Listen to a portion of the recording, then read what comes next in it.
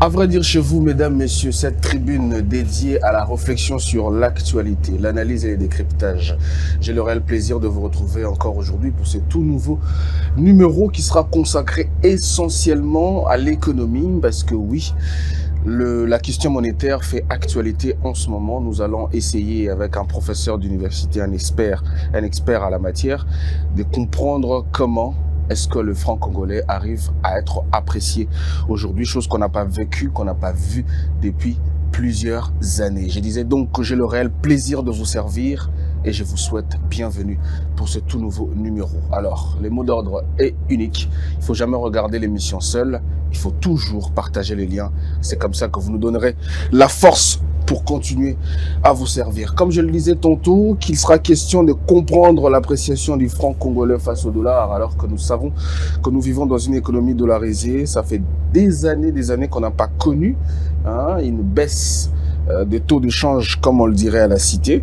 Et pour ce faire, j'ai invité pour vous le professeur en économie et développement, le docteur Léon Guérengo Sambi, avec qui on va s'entretenir autour de questions que vous avez posées, que vous vous posez et que je me pose également. Professeur, bonjour.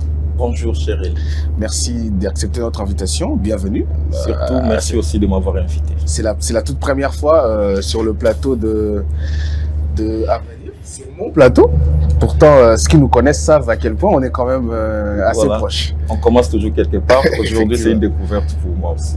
Effectivement. Je profite de l'occasion pour vous présenter mes félicitations de manière officielle pour votre obtention de titre de doctorat et puis les charges horaires que vous avez actuellement en tant que professeur. Mais vous enseignez quel cours, quelle branche d'économie effectivement en ce moment? Bon, moi, je pourrais d'abord commencer. J'ai soutenu ma thèse en politique macroéconomique et nationale. J'ai eu la chance d'analyser la possibilité pour la République démocratique du Congo de devenir un pays émergent à l'horizon 2030 en m'inspirant des...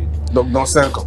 Dans 5 ans, c'était un souhait, mais bien que non, on s'approche, on se rend compte que non, c'est quasi impossible. Mais nous avons eu intérêt quand même d'analyser tous ces aspects.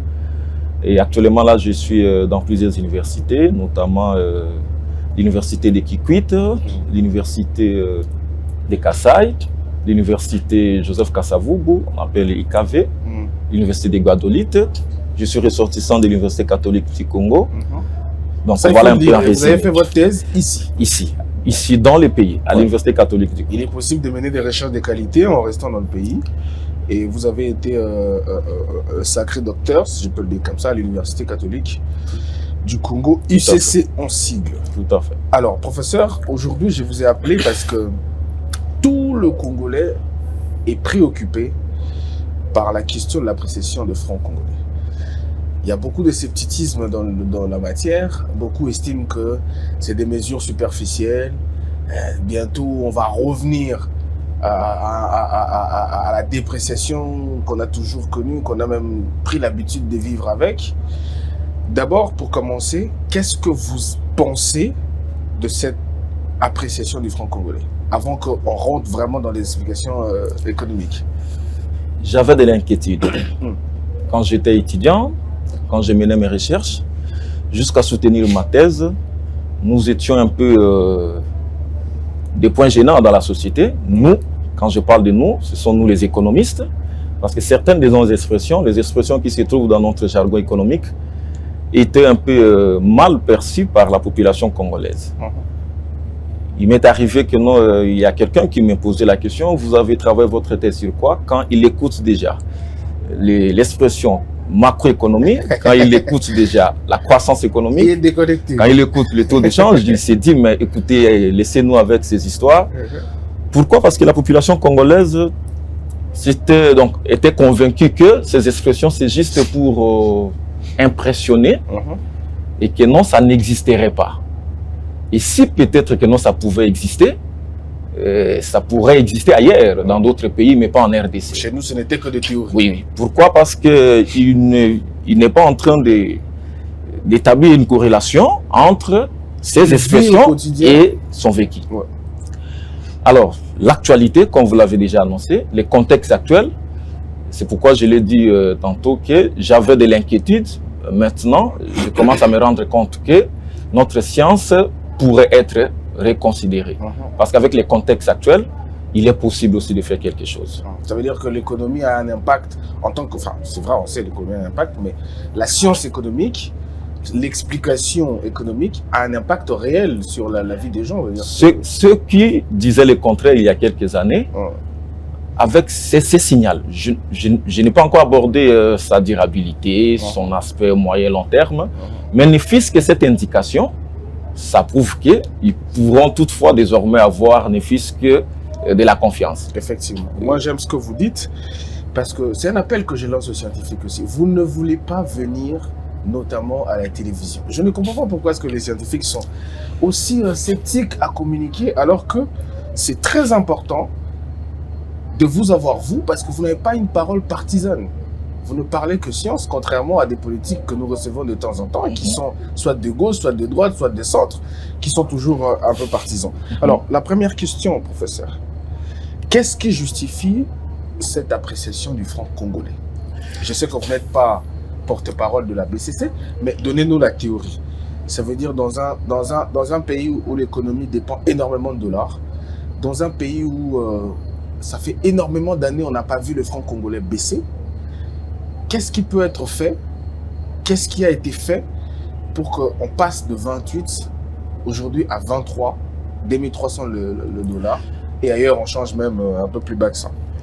Je ne suis pas porte-parole, comme vous l'avez dit, mais je suis scientifique. Et au-delà même d'être scientifique, je suis économiste. Et ça concerne même mon secteur, mon domaine. Alors, je ne voudrais pas vous donner une réponse mathématique, mais j'aimerais que nous puissions d'abord faire un petit voyage avec vous. Allez-y. Si nous pouvons un peu rentrer 20 ans plus tôt, je prends 2002, parce que ça pourra vous faire comprendre beaucoup de choses. Je prends 2002. Pourquoi j'ai choisi 2002 comme année de référence? Parce que avant 2002, déjà entre 89 jusqu'à 2001, on a traversé une période des indicateurs rouges, où on a connu l'hyperinflation, couplée avec la récession, la dépréciation monétaire exponentielle, tout. Et on n'avait plus de bonnes relations avec les institutions de Bretton Woods. Ça, c'est de 89 déjà jusqu'à 2001. Là, c'est la sous-période des indicateurs rouges. Parce que déjà à partir de 80 jusqu'à 88, on avait déjà une décroissance déjà. On avait une croissance économique, mais la tendance était déjà baissière. Maintenant, quand on arrive à partir de 89, on entre dans la récession. On a connu déjà la croissance négative. Jusqu'à 2001, on a connu l'hyperinflation, une dépréciation. Et après, on arrive en 2001, on dit, OK, on peut encore tendre les mains auprès des institutions de Bretton Woods. Est-ce que vous pouvez encore venir? FMI, Banque mondiale. FMI, le Fonds monétaire international, la Banque mondiale et consorts, les partenaires internationaux. Alors, ils ont accepté de revenir. Quand ils reviennent, OK, qu'est-ce que nous pouvons faire? On va vous aider. On a mis en place un programme qu'on a appelé les programmes intérimaires renforcés, les PIR. Et ça, c'était le programme qui nous a permis de casser l'hyperinflation avec la longue période des indicateurs rouges. Voilà, on a cassé l'hyperinflation en inflation. On quitte la récession en croissance. Et là, déjà, c'est l'année 2002 qui est la toute première année où on n'a plus connu la récession, on n'a plus connu l'hyperinflation. Donc, l'inflation est devenue quasi stable. Et à cette année-là, est-ce que vous savez le taux d'échange? Les dollars valaient combien? Un dollar, c'était 382 000 francs congolais. Et 382 francs congolais. Un dollar, 382. Vous créez déjà un voyage. C'est pourquoi j'ai préféré qu'on puisse d'abord commencer par là, pour voir d'où nous venons, où est-ce que nous sommes. Et on peut maintenant émettre des points de vue. Qu'est-ce que nous pouvons faire pour aller encore en avant, en quelque sorte? 1 dollar 382, on traverse, c'est proche déjà des 400. On a connu nos élections en 2006 déjà. 2006, les élections, et on quitte déjà les 382, les 400 francs. On arrive dans les 500 francs congolais, 1 dollar. 1 dollar 500 aux environs de la période des élections, 2006 déjà. On quitte 2006, on avance. On arrive en 2007, vers 2008, on a 1 dollar 800 francs, 600 francs j'allais dire. 2008. 2008 déjà. 2007, 8, 1 dollar 600 francs. Maintenant, à partir déjà de 2008, parce que je l'ai dit, 2002 déjà, début déjà d'un bon climat. 2006, élection, on a quitté de 382 jusqu'à 500. 2008, on a connu, pas nous comme la RDC, mais le monde, parce qu'on est des partenaires, on a connu la crise financière, la crise des subprimes. Et cette crise est due aux hypothèques, aux aspects, donc c'est la crise immobilière, si nous pouvons dire. Bien que non, ce n'est pas notre crise, mais on a subi ces chocs. Où est-ce que nous, parce que nous exportons des matières premières. Où est-ce que nous vendons ça? Parce que si déjà ça touche les États-Unis, l'Union européenne déjà est impactée. Et nous, on a des matières premières que nous allons vendre dans les marchés. Donc, on a les marchés de Londres, le marché de Paris. C'est notre seule plus-value. Voilà. Et donc, ça déjà, les chocs, j'ai peut-être, parce que je préférais ne pas prononcer ces mots, choc. J'aimerais d'abord faire cette évolution avec vous pour arriver au bout. Et c'est vous-même qui allez ressortir cet aspect. Alors, en 2008, déjà, la crise déjà des subprimes. On l'a subi. Et on subit ça déjà quand? À partir de 2009. Vous allez voir que nos indicateurs déjà à partir de 2009, on a connu une croissance économique qui a chuté en bas de 3%. C'est-à-dire c'est déjà inférieur à la croissance démographique. C'est-à-dire en 2009 déjà, ça suppose qu'on a créé plus de la population que la richesse économique. En 2009. Donc la pauvreté. La pauvreté déjà, voilà. Alors, on a connu un taux de croissance, taux d'inflation élevé. Et c'est la première année où on passe d'un taux de 600 francs et on arrive au fameux taux de 900 francs. Parce que c'est avec 900 où on a passé beaucoup de temps. Taux d'inflation, ça veut dire que non, pas le taux d'inflation, le taux d'échange. Oui. Non, mais vous avez parlé des taux d'inflation. Taux d'inflation, oui. En 2009. En 2009, oui. Ça veut dire que les gens ont perdu le pouvoir d'achat. Tout à fait, ça va en soi. Ouais. Alors, donc l'année 2009, chute de la croissance économique en bas de 3%, hausse de l'inflation, dépréciation monétaire. Et là, on franchit 1 dollar 900 francs. C'est même le débit. Et on traverse une autre sous-période, après la crise de 2008. De 2009 jusqu'à 2015, nous sommes restés dans les 900 francs. C'est devenu un taux un peu familier, si on peut le dire, parce que là, on est dans le 910, 920, maximum 930, on n'est que là. Donc 2009 à 2015, on pourra dire que non, par rapport au taux d'échange, il y a une stabilité. On quitte 2015, on arrive en 2016, on vient encore de connaître un autre choc. C'était dit à quoi cette fois-là? C'est la baisse des cours des matières premières. En 2016. En 2016 déjà. Et donc ça commençait déjà à partir de 2015, tout ça, mais c'est en 2016 où il y a vraiment une baisse. Et avec cette baisse, là, ça nous a permis de quitter les taux d'échange qui étaient de 900 à 1200, 1200, voilà. 1200 francs, 1210 francs, quelque chose comme ça.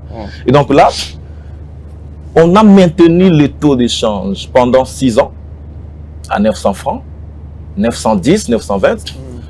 Mais à partir de 2016, on franchit les 1000 francs. C'est la première année d'ailleurs. On franchit les 1000 francs, on arrive à 1200. Et déjà à partir de 2016, on commence à grimper. 2017, on quitte 1200 pour 1500. 2018, 1600.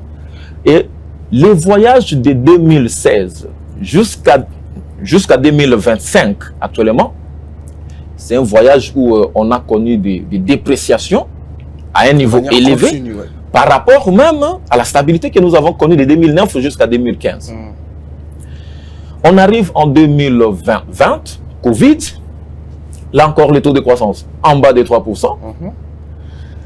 Et là encore, on connaît encore une dépréciation. Et quand on continue, on se rend compte que non, les élections arrivent. On se rend compte que non, la guerre à l'Est arrive. La guerre de l'Ukraine. La guerre, tout ça. Alors, ce sont les pareils scénarios qui ont caractérisé notre économie et très spécifiquement cette matière des taux d'échange. Et vous vous rendez compte que nous quittons 2002 avec un taux d'échange de 382. Moins de 400. On arrive en 2025 avec un taux d'échange de 2900. 2900. Donc, vous pouvez imaginer déjà cette tendance. Maintenant, je déconsidère cet aspect. Je prends après la crise des subprimes de 2008. Je prends 2009. À partir de 2009 jusqu'à 2015, instabilité des taux d'échange. À 900 francs. Mais à partir seulement de 2016 jusqu'à 2025, c'est 9 ans. Ouais. 9 ans. Mais les taux là de 900, c'est triplé jusqu'à 2900. Ça, c'est un constat. Et maintenant, on peut voir maintenant qu'est-ce qui a fait que nous puissions arriver à ce stade. J'ai déjà épinglé, je parle des élections de 2006, là c'est peut-être encore moins, la crise de 2008. Mais si nous prenons, parce que nous exportons des matières premières. Ouais. Chaque fois que il y a baisse du cours des matières premières, et si on n'a pas des réserves suffisantes, si on n'a pas une politique économique, on n'a pas mis en place une politique de résilience, ça peut aussi nous faire sentir de façon négative ces chocs-là. Mais à partir de 2012, parce que c'est la sous-période encore qui a été qualifiée de stabilité macroéconomique, à partir de 2012 jusqu'à 2015, je prends même cette sous-période-là, une période de référence. Vous vous rendez compte que... Où les chiffres étaient quand même bons. Les chiffres étaient bons. Étaient mieux même par rapport aux autres, parce que c'est une analyse comparative. Vous vous rendez compte que pendant cette période, on n'a pas bénéficié des cours de matières premières à un niveau aussi très élevé qu'on attendait. Or, donc les prix n'ont pas augmenté à l'international. Comparativement au temps où nous sommes, c'est-à-dire que non, à partir de 2021, 2022 et qu'on sort. Parce que je prends le rapport annuel de la Banque centrale aussi, publie sur ça, l'indice des produits, l'indice de cours des produits des matières premières, peut-être que nous vendons parce qu'on fait les calculs de façon pondérée, que non, voilà, on prend en compte le cuivre, l'or, c'est-à-dire tous les produits minéraux et tous les produits végétaux. Vous voyez que non, bon, l'indice moyen, c'est de combien? Par rapport à 2012, qui est la première année de cette petite stabilité-là, de 2012 à 2015, par rapport à cette année, nous n'avons connu que des baisses des cours des matières premières par rapport au prix de 2012. C'est-à-dire depuis 2012, je comprends bien. Depuis 2012. Entre 2012-2015, les matières étaient chères. Voilà. Les prix étaient... Non, comprenez-moi bien. Ouais. Je quitte 2012 jusqu'à 2024-25, ok? On prend 2000 parce que la sous-période de 2012 à 2015, c'était une période de stabilité macroéconomique où on a frôlé même les taux de croissance à des chiffres. En 2014, on a connu un taux de croissance de 9,5%. Alors, pendant cette même période, le taux d'échange est maintenu stable. Alors que les prix de cours de... Maintenant, par rapport à l'année 2012, l'indice de prix des matières premières vendues à l'international, c'est-à-dire tout ce que nous exportons, c'est-à-dire les matières minérales, les matières végétales et consorts, par rapport à 2012, on n'a connu que des baisses. Et nous avons connu la première augmentation quand? C'est en 2021. Où c'est la première année où l'indice des cours des matières premières indique que c'est en hausse par rapport à 2012. Comment on va savoir que c'est en hausse? Parce que 2012 déjà c'est l'année de référence, c'est 100. Et les autres années, on doit avoir l'indice de plus de 100. C'est-à-dire que non, voilà, en 2021 déjà, on a franchi, on arrive dans les 107. Et là déjà, on peut dire 2021, c'est une année qui nous a permis de connaître pour la première fois depuis 2012 et par rapport à cette année de référence, un indice de coût des matières premières supérieur à 2012. Mais pourquoi en 2012-2016, on a eu une stabilité Voilà, c'est la question. Parce que quand j'ai ressorti tous ces aspects, c'est pour que vous puissiez comprendre aussi ces scénarios. 2022, même chose aussi, c'est très bien par rapport à 2012. 2023, par rapport à 2012, c'est bon.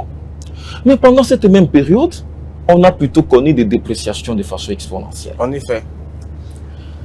Alors, là, on peut aller très loin pour dire le cours des matières premières à l'international ont un impact, ça joue un rôle parce que l'air baisse ou bien l'air hausse, c'est un choc pour l'économie nationale, bien sûr. Mais au-delà de tout, la gestion interne, ça ne doit pas distraire la gestion interne. Parce que même si les prix augmentent, ne pas que non sera en distraction. Parce que si on a aussi des problèmes à l'interne, du genre, par exemple, élection, du genre, par exemple, guerre, c'est encore un autre choc aussi, bien sûr.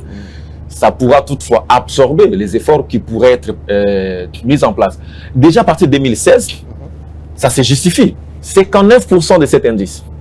Ça dit que non, là, c'est presque 2 fois moins que 2012. Ça se comprend. Mais on arrive en 2021, où on a franchi les 100%. Mais forte dépréciation. Donc, à partir déjà de 2016 jusqu'à 2018, on quitte 1200 jusqu'à 1600 et qu'on sort. Et là, actuellement, nous sommes dans les 2900, avant l'actualité, oui. 2900. Et vous voyez déjà que non, il y a une corrélation qui devrait être positive depuis 2021. Oui. On devrait avoir une corrélation positive entre la hausse des cours de matières premières par rapport à 2012 et l'appréciation de franc. Ce qui n'est pas le cas. On a eu une corrélation négative. Parce que là, la tendance est haussière par rapport à 2012. Oui. Mais au niveau de notre marché d'échange, on voit que non, plutôt c'est les dollars qui s'apprécient. Effectivement. Mais c'était quoi la raison? Pourquoi est-ce que depuis 2021, on n'a pas connu cette appréciation-là? Qu'est-ce qu'il fallait faire qui n'a pas été fait exactement? Bon, d'abord, on rappelle que l'autorité, ce qu'on vous l'avait dit au départ, que nous, on n'est pas porte-parole de l'autorité monétaire, parce que la Banque centrale a la compétence de pouvoir gérer la politique monétaire, et aussi dans notre pays, il lui appartient aussi de pouvoir s'occuper de la politique d'échange. La Banque centrale dispose des instruments les plus appropriés pour pouvoir stabiliser les prix en termes de son objectif de la stabilité des prix, la lutte contre l'inflation, et aussi la stabilité des marchés d'échange. Mais la Banque centrale aussi est libre, parce que les instruments sont nombreux. On peut être tous des économistes, on est soit gouverneur et consort, mais on ne traverse pas la même période. Et surtout dans quel pays? C'est notre pays, la République démocratique du Congo. On n'a pas les mêmes réalités que la France, on n'a pas les mêmes problèmes, et tous les problèmes qu'eux peuvent connaître, soyez rassurés que non, ça ne passe pas par la voie officielle. Que non, par exemple, vous et moi, nous puissions connaître. Mais seulement que, s'il y a problème, c'est la banque commerciale, la banque centrale, à qui on peut poser la question que non, qu'est-ce qui n'a pas permis à notre monnaie de pouvoir s'apprécier, alors qu'on a eu une amélioration par rapport à 2012, par exemple. Je reviens sur la même question, professeur, parce que c'est très important. Je vois que vous n'avez pas voulu répondre à la place de la Banque centrale. Okay. Je vous pose la question en tant que scientifique cette fois-ci. Quels sont les instruments ou quelles sont les techniques scientifiquement aujourd'hui validées, connues et tout ça, pour permettre à une monnaie de s'apprécier? Comme ça, on arrivera à la question de voir ce qui a été fait aujourd'hui et ce qui n'a pas été fait hier. Merci beaucoup. Et on va voir si cette appréciation va être pérenne ou pas. Merci beaucoup, cher Eli. Je dois d'abord rappeler que la force d'une monnaie dépend de la force de son économie. Si vous avez une économie faible, il ne faut pas imaginer avoir une monnaie forte. Ça veut dire la qualité de la production. La qualité de la production. Voilà, je voulais arriver là. Parce que quand je parlais de puissance de la monnaie, elle est dépendante de la puissance de son économie. Mais pour qu'une économie soit puissante aussi, vous avez déjà anticipé pour me dire ça, que non, quand vous avez un système productif, quand vous avez quand même la possibilité de pouvoir faire face au choc, vous dites que non, voilà, vous êtes moins dépendant de l'extérieur et vous avez votre avenir, votre destin entre vos mains. Mais vous pouvez être dans une économie qui est faible et ne pas peut-être prétendre avoir une monnaie forte. Parce que finalement... Comme l'inverse. Oui, tout comme l'inverse, bien sûr. D'ailleurs, quand on suit les interventions du gouverneur, il dit que la production n'est pas la seule raison de la force ou de la faiblesse de la monnaie. Tout à fait. Il donne l'exemple de l'Italie, par exemple. Tout à fait. Avant l'euro. Je l'ai dit au départ. Je l'ai dit au départ que les chocs, ou bien encore si tout ce que nous avons comme cours de matières premières que nous vendons à l'extérieur, si le climat est favorable, c'est-à-dire que non, le coût des matières premières augmente, cela ne doit pas distraire la gestion interne. En effet. Et là, je rejoins pour dire que non, on peut avoir une bonne économie, mais on a quel problème? Est-ce que nous avons les mêmes problèmes que l'Italie? Pour l'interrogation. Et si l'Italie rencontre tel problème, quelle est la façon pour l'Italie de pouvoir gérer? Quelle est la façon en RDC de pouvoir gérer? Est-ce que quand on parle de l'indépendance de la Banque centrale en Italie et en RDC, c'est la même connotation du point de vue pragmatique? Est-ce que quand on parle des influences Est-ce que c'est la même connotation? Est-ce que si par exemple que non, l'Est du pays agresse la RDC à tout moment, est-ce qu'en Italie ça doit être le même cas? C'est-à-dire que non, les différents problèmes que nous pouvons connaître ne sont pas les mêmes d'un pays à un autre. Alors, on peut pas le On peut pas aussi avoir, on n'a pas aussi les mêmes systèmes d'échange, on n'a pas les mêmes problèmes. Et aussi, non seulement ces problèmes-là, ceux qui sont appelés à trouver des solutions aux problèmes ne sont pas les mêmes. Ne sont pas les mêmes. Vous pouvez avoir fait la même science, mais vous n'agissez pas de la même façon. Effectivement. Voilà. Donc, je reviens, vous n'avez pas répondu à la question. Oui. Qu'est-ce qu'on fait? Quelles sont les pratiques connues pour maîtriser, par exemple, les marchés d'échange? Voilà. C'est ce que je disais que non, avec une forte économie, ça reflète aussi une forte monnaie. Mais au-delà de ça, la Banque centrale dispose des instruments d'intervention. Dans le contexte de notre économie, la Banque centrale doit avoir des réserves suffisantes. Et comment la Banque centrale doit avoir des réserves? Si on exporte, parce que les retours d'exportation, ça va servir à la Banque centrale de pouvoir constituer son matelas de réserves. Mais au-delà de ça aussi, la Banque centrale a ses instruments de la politique monétaire qui peuvent avoir des impacts d'une façon indirecte ou directe. Il y a par exemple le taux directeur.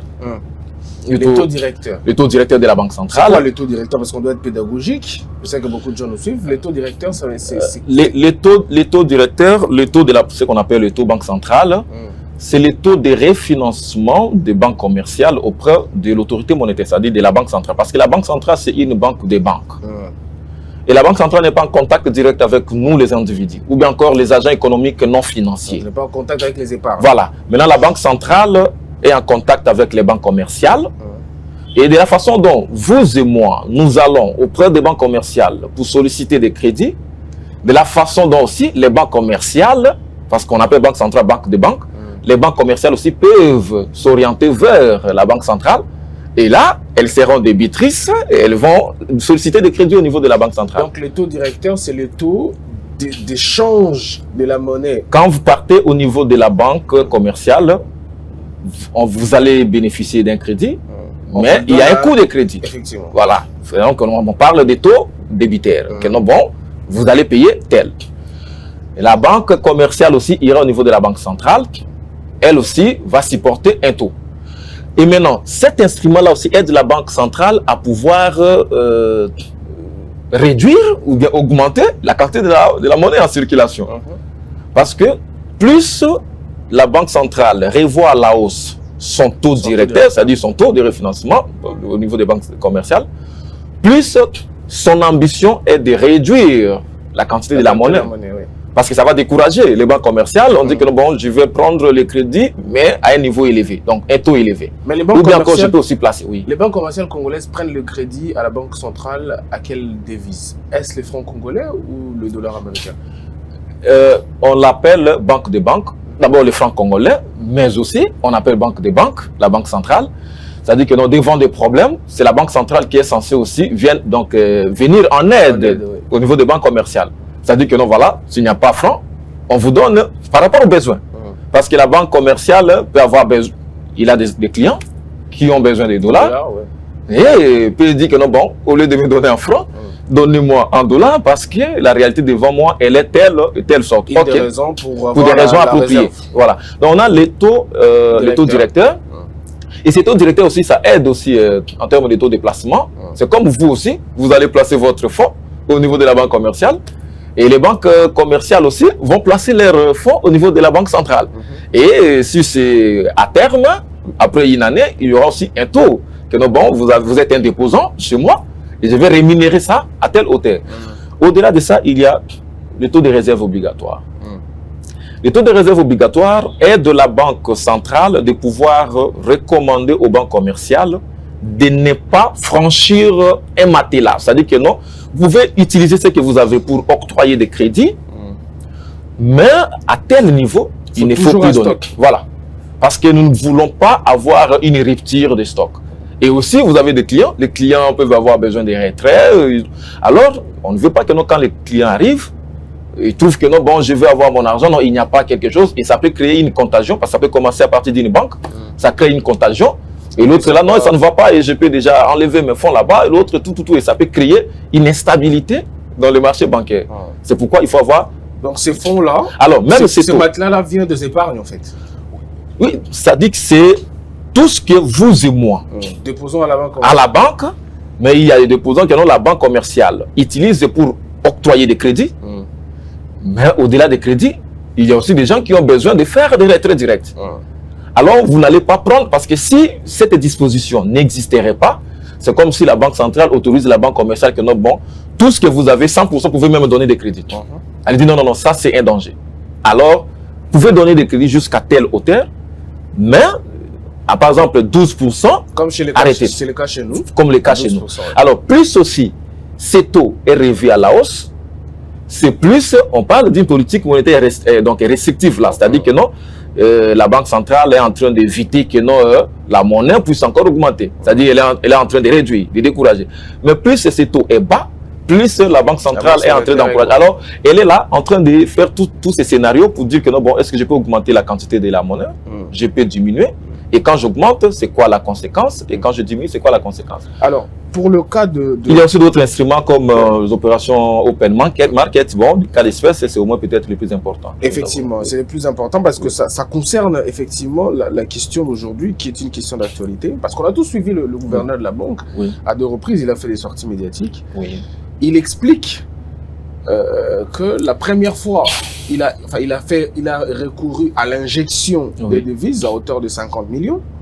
Mais ensuite, il a aussi utilisé comment vous avez réserve obligatoire. Réserve obligatoire, oui. Pour arriver à apprécier le franc congolais. Est-ce que vous pouvez expliquer ce qu'il a fait exactement et pourquoi avoir fait ça maintenant, parce qu'il y a quand même un débat scientifique autour de la question. Les autres pensent que voilà, c'était pas opportun, les autres disent que c'était opportun. Essayez de nous expliquer un peu ce qui s'est passé et voir si la méthode est bonne dans le temps ou c'est une vraiment solution superficielle. L'autorité monétaire a toute cette compétence d'agir quand elle trouve que non, elle est assurée que non, bon, ça ne va pas. Elle doit agir. Alors, elle peut agir au travers les instruments que j'ai déjà cités. Elle a agi le 18 août. Les 50 millions n'ont pas produit d'effet attendu. Parce que pour l'information, c'est que non, la solution actuelle que nous avons, ce n'est pas forcément le fruit des 50 millions. Donc, il a injecté de l'argent. Il a injecté. La première injection de 50 millions n'avait pas produit d'effet. Donc, taux échangé quitté. Même regardez les taux. Les taux, parce que quand on dit on injecte, si on peut être élémentaire, c'est quoi? C'est que non, moi, la Banque centrale, je suis en train de vous vendre, vous les banques commerciales, je suis en train de vous vendre les dollars à un taux bas. Et vous allez vendre parce que les autres viendront chez vous. Et il y a des bureaux d'échange qui sont agréés, tout ça. Alors, les taux déjà de vente de dollars par la Banque centrale étaient dans le 2700 et quelques. 2700, oui. Donc, les 50 millions, c'était pour stabiliser, mais ça n'avait pas donné assez d'effets attendus. Et c'est pourquoi, parce que quand il a recouru aux réserves obligatoires, c'était après avoir analysé que non, bon, avec la première opération, ça n'a pas abouti. Et maintenant, on peut voir autrement. Et maintenant, presque une semaine après, il revient maintenant pour détecter. Parce qu'il n'a pas fait une politique du genre que non, bon, il a augmenté les taux de réserve ou bien il a diminué. Non. Lui, il a fait ce qu'il a trouvé, mais seulement que non, il a constaté une erreur, si on pourrait dire ainsi, parce que il y a un taux qui n'était pas respecté, qui n'était pas ajusté, si on peut dire, après la dépréciation. Et lui ne vient que ajuster au taux actuel. Et quand il dit que non, il doit ajuster, c'est-à-dire il doit réduire la quantité de la masse, c'est-à-dire que non, la quantité des francs. Et quand on dit, parce que la parité entre dollars et francs, c'est que non, bon, quand une monnaie est rare par rapport à l'autre, c'est ce qui fait que non, celle qui est rare puisse s'apprécier. C'est-à-dire quand il prend déjà la première option de réduire 400 milliards de francs congolais, avec les taux. Ça veut dire qu'on avait un excédent au niveau des réserves obligatoires. Parce qu'avec un taux de 2900, c'était avec cette quantité de la masse des francs congolais. Il parle de 900 milliards. Non, de 2900, $1. Je parle des taux de 2900, taux d'échange. On avait la quantité de la monnaie. C'était pas 400 milliards, ça dit la quantité à ces niveaux. Maintenant, quand il les réduit, les 400 milliards, c'est une quantité de moins en termes de francs congolais. Alors, c'est comme je dis que non, la masse monétaire voilà, ça va déséquilibrer. Donc, ça rend rare les francs congolais parce qu'il y a déjà 400 000 qui manquent. Donc 400 milliards, tout ça qui manque. Et donc, ça va déprécier le dollar ou bien ça va apprécier les francs congolais. Effectivement. Et aussi, comme que non, ça coïncide avec l'échéance fiscale aussi, que non, bon, les opérateurs économiques doivent aussi payer. En francs. Voilà, en francs. Ils doivent chercher aussi les francs pour payer. Ça va encore amplifier cette rareté des francs congolais. C'est ce qui a fait que non, bon, ça puisse se quitter à un niveau X pour un niveau Y. Jusque-là, on est en train d'attendre jusqu'où on pourra y aller. Mais sans production, il va faire ça jusqu'où? Non. Et pour faire ça, deuxième question, il faut que dans l'équilibre du marché, parce qu'il expliquait qu'il y avait excédent de francs congolais à hauteur de 900 milliards. Par rapport à la dépréciation. Par rapport à la dépréciation. Oui. Au moment où il va arriver à ponctionner les 900 milliards, qu'est-ce qui va se passer ensuite? Logiquement, au stade actuel, parce que si l'autorité monétaire estime que c'était les 900 milliards qui créaient, donc ça dit que non, voilà, une masse supplémentaire de francs congolais sur le marché, alors logiquement, on ne devrait même pas aussi arriver au stade actuel, c'est-à-dire de 1900. Parce qu'on suppose qu'il a constaté une erreur, comme il a dit, que non, bon, ce n'était pas mis à jour. Donc, on n'avait pas ajusté après la dépréciation. Alors, il est en train d'ajuster. Alors, on se pose la question, si on avait ajusté avant son arrivée, est-ce qu'on devrait arriver au stade de 2900? Non. Ça, encore, c'est une autre question à poser. Alors, parce que non, il est en train d'ajuster ce qui n'était pas fait. Alors, logiquement, on doit rentrer à un taux qui devrait convenir à cet ajustement. Et ce taux-là, c'est celui que nous sommes en train d'attendre, à un nouveau taux d'équilibre, parce que c'est déjà les 400 milliards, il reste les 500. Les 500 milliards. Et il a promis que le oui, demain déjà. Demain, ça sera le deuxième palier parce qu'il a promis en 3 paliers. Donc, après tous les paliers possibles, on pourra maintenant se rassurer que non, bon, est-ce que maintenant on est, sans pour autant aussi connaître les chocs de l'autre côté, sans connaître une augmentation d'importation, parce qu'il y a beaucoup de facteurs qui peuvent influencer. Sans connaître les chocs d'abord, dans ces temps, sans connaître l'augmentation d'importation, tout, est-ce qu'on peut aller jusqu'à quel point d'équilibre? Et c'est à partir de là qu'on peut prendre comme une nouvelle référence. Alors, comme on est en train de chuter, il y a une question majeure que les gens se posent, qui provoque même tollé. C'est vrai, on a l'habitude dans ces pays que quand le taux de change baisse, il y a une influence dans le marché. Mais les gens se plaignent, docteur. Les dollars ont baissé, mais on continue d'acheter comme quand le dollar était à 29, 28. Et les gens sont en train de perdre leur pouvoir d'achat. Qu'est-ce qui explique ça? C'est une question pertinente aussi. La réalité, c'est que non, une fois qu'on arrive au point d'équilibre, au nouveau point d'équilibre, logiquement, les prix doivent baisser. Pourquoi? Parce que de façon élémentaire, c'est quoi? C'est que nous, vous le connaissez avec moi, nous sommes dans une économie donc extravertie. Nous vivons des importations. Ce que nous vendons, la plupart, c'est que non, les gens là, quand ils viennent nous vendre, ils vont d'abord acheter à un taux. Et ça dit que non, en dollars, ça dit ils doivent chercher des dollars ici pour aller acheter à l'extérieur. Quand ils achètent ces marchandises, c'est bien, ils arrivent. Quelqu'un peut se dire, voilà, j'ai acheté ça à 10 $. Les frais de douane et consorts, ça peut arriver jusqu'à 15. Bon, moi, je dois vendre à 20 $ en RDC. Ça, lui, il est intéressé par les 20 $. Maintenant, on arrive, vous devez vendre en monnaie nationale. OK. Si vous devez vendre en monnaie nationale, c'est quoi l'équivalent de 20 $ sur le marché? Sur le marché. Si 1 $ vaut 50 000 francs, c'est-à-dire 20 $, c'est 100 000. Lui, il doit afficher les prix en francs congolais, mais en référence des dollars. Parce qu'il doit encore rentrer pour aller acheter. Parce que l'économie était ça. Voilà. Maintenant, comme on a l'actualité, le contexte actuel, on va découvrir d'abord les nouveaux points d'équilibre. Une fois les points d'équilibre maîtrisés, les gens vont, parce qu'il y aura déjà, il y a des effets immédiats, bien sûr, mais il y aura aussi des effets retardataires. C'est-à-dire qu'il y aura un retard pour dire que non, bon, est-ce que c'est un nouveau stock? Parce que quand on vient déjà, on trouve que non, la situation est stable.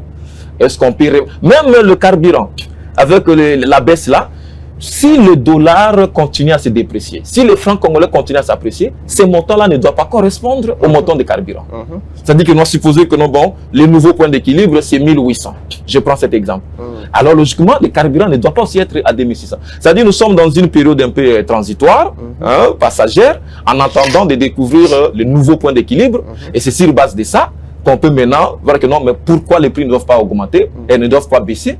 Parce que on doit voir maintenant cet effet de l'appréciation de la monnaie nationale. Donc, le mouvement du taux de change dans le marché oblige aussi le mouvement au niveau des prix. Il y a une relation étroite entre inflation et taux de change, surtout dans une économie comme la nôtre. Il y a donc, et surtout que non, donc c'est une monnaie qui est limitée ici.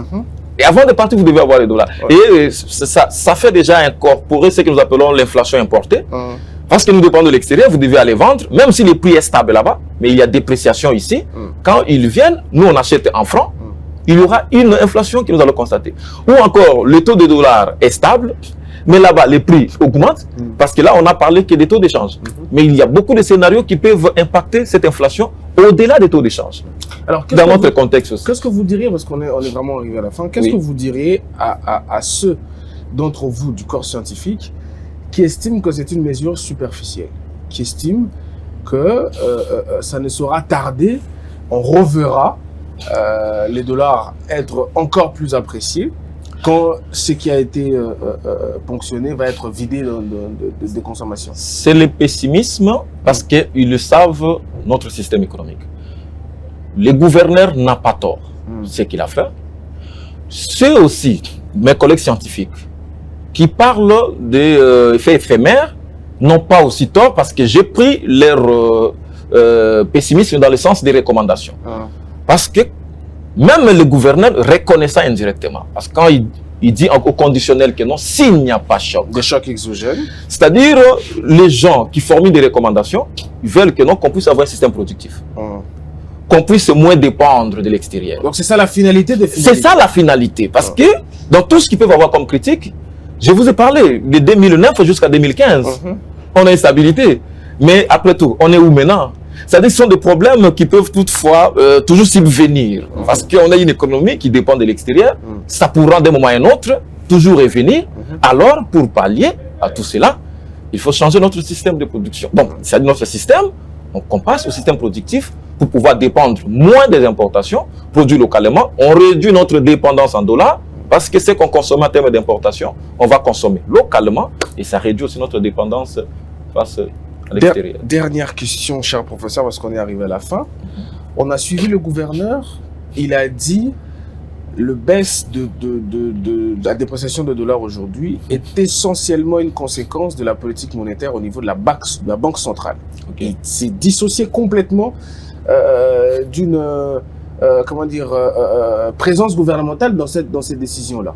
Mais est-ce que pour pérenniser ce qu'il est en train de faire, pour qu'on reste à ce niveau d'équilibre-là, le gouvernement a-t-il un rôle à jouer au niveau de l'économie pour que le marché... un rôle très, très important. La politique d'échange, compétence de l'autorité monétaire, sans faute. Politique monétaire, compétence de l'autorité monétaire, sans faute. Mais pour réussir, parce qu'il est le conseil du gouvernement, pour réussir, parce que qui doit maintenant veiller sur les prix au marché? C'est l'économie, en quelque sorte. Et même quand on dit que non, la dépréciation des dollars, c'est-à-dire la pression des francs congolais actuels, s'il y avait une coïncidence, que non, on ajuste les taux de réserve obligatoires, et aussi, ça coïncide avec l'échéance fiscale. Mais l'échéance fiscale là, c'est quel ministre? C'est un ministère au niveau de l'exécutif.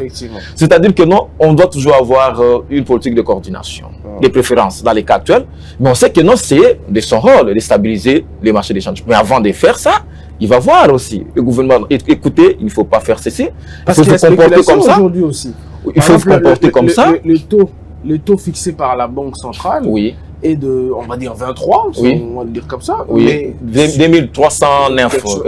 Mais dans le marché de tous les jours, au bout de cambistes, changeurs et compagnie, nous sommes à 18 000. Non, il est vrai. D'abord, les taux indicatifs, parce que nous sommes dans un système flottant. On n'est pas dans un système fixe. Et les taux indicatifs de la Banque centrale n'est pas forcément celui qui est respecté sur les marchés. Comment ça? Mais qu'est-ce qu'il explique? Oui, je vais y arriver. Mais ce qui est en train de se faire aussi, c'est de la spéculation. Ça, c'est donc vraiment à interdire. C'est-à-dire que non, un écart aussi très étroit. Donc, les spéculateurs en profitent. On parle de 1700. alors que non, le taux indicatif, comme le terme l'indique, dans 2300, ça c'est trop. 24, oui. Ça, ce sont des aventures. Alors, ces bureaux d'échange sont agréés par l'autorité monétaire. Donc, elle a des façons pour voir comment sanctionner ou bien retirer, tout ça. C'est comme ça. Mais alors, je reviens sur ça pour dire que non, les taux que nous devons avoir ne doit pas être forcément le taux de la Banque centrale, parce que nous sommes dans les systèmes flottants. Dans les systèmes flottants, c'est que non, c'est pourquoi même le gouverneur, même un scientifique sincère, quand vous lui posez la question actuellement que non, qu'est-ce qui sera le prochain taux? S'il est sincère, il va vous dire que non, je ne connais pas encore. Voilà. Le gouverneur a dit ça va dépendre de l'équilibre du marché. Ça va dépendre de l'équilibre du marché. Parce qu'il sait que non, c'est le marché qui détermine le taux d'équilibre. Et donc, on va d'abord arriver, même dans tous les temps, les taux, il y a toujours une différence. Le taux de la Banque centrale, le taux du marché. Parce qu'ils sont dans les systèmes flottants et ça dépend de la loi de l'offre et de la demande, non pas des biens et services, non pas des fonds prêtables, mais des devises, sur les marchés d'échange. Donc, c'est par rapport à la quantité des dollars demandés ou la quantité des francs congolais demandés. Merci beaucoup, cher professeur. Je rappelle que vous êtes docteur en économie et développement. Vous enseignez également dans plusieurs universités en République démocratique du Congo. Vous êtes professeur associé, c'est ça? Professeur associé. Vous êtes professeur associé. Et je rappelle que nous recevions pour vous le professeur docteur Léon Guérengo Sambi. Alors, on est vraiment arrivé à la fin. Moi, je vous remercie d'être venu. J'espère que ceux qui nous ont suivis ont vraiment profité de quelque chose, mais j'ai toujours coutume dans cette émission de donner un dernier mot à mes invités. Ça peut être autour du sujet, ça peut être un message particulier que vous voulez communiquer. Alors en 1 minute, qu'est-ce que vous diriez peut-être autour de tout ce qui a été dit aujourd'hui là? Quel message aurez-vous auprès des Congolais, auprès des étudiants, auprès des scientifiques autour de ces sujets? Ce que je dirais, c'est de considérer notre contexte actuel, notre système de l'économie, d'avoir confiance aux opérateurs qui sont là, c'est-à-dire le directeur de la Banque centrale et tout ce qui va avec, d'opérer selon les moyens à leur disposition actuellement, mais aussi de penser au système productif pour pouvoir résoudre ces problèmes que nous avons déjà connus plus de 20 ans, pour pouvoir résoudre au moyen et long terme. Et il faut passer au système productif pour dépendre moins des importations. Et voilà, c'est peut-être ce que je peux considérer comme mon mot d'encouragement. Merci beaucoup, cher professeur. Nous sommes arrivés à la fin. Merci à vous qui étiez derrière vos écrans, de l'autre côté, pour regarder cette émission. J'espère qu'elle a été édifiante pour vous. Moi, le dernier mot que je dirais, c'est de temps en temps d'aller à la source pour ponctionner l'information vraie et l'explication vraie. C'est ça aussi le rôle des médias, pour permettre à ce que la panique n'existe pas dans la cité. Voilà. Et tout le monde qui paniquait, le professeur l'a dit, il y aura forcément des prix qui vont changer tout de suite. Il y en aura qui vont devoir changer plus tard parce que il faut que le stock s'écoule également pour qu'on rachète avec le nouveau. Et surtout de découvrir les nouveaux niveaux d'équilibre. Effectivement, les nouveaux niveaux d'équilibre. Donc, moi, je ferai cet exercice-là désormais. Je vais aller chercher des scientifiques qui n'ont pas une parole partisane, qui parleront que science, qui resteront au milieu du village pour que la population soit informée et bien informée, parce que de temps en temps, les politiques font de la propagande que de l'information. Alors, comme je disais, cette émission est terminée. Partagez ces liens, suivez, consommez, parce que ce qui est dit aujourd'hui explique ce que nous vivons tout le jour. Et si on a l'information, on saura également comment se comporter auprès des tiers. Je vous retrouve très prochainement avec le même plaisir, mais avec un autre invité autour d'un autre sujet d'actualité. Restez fidèles au programme de Ecopolis Télévision et que Dieu bénisse le Congo.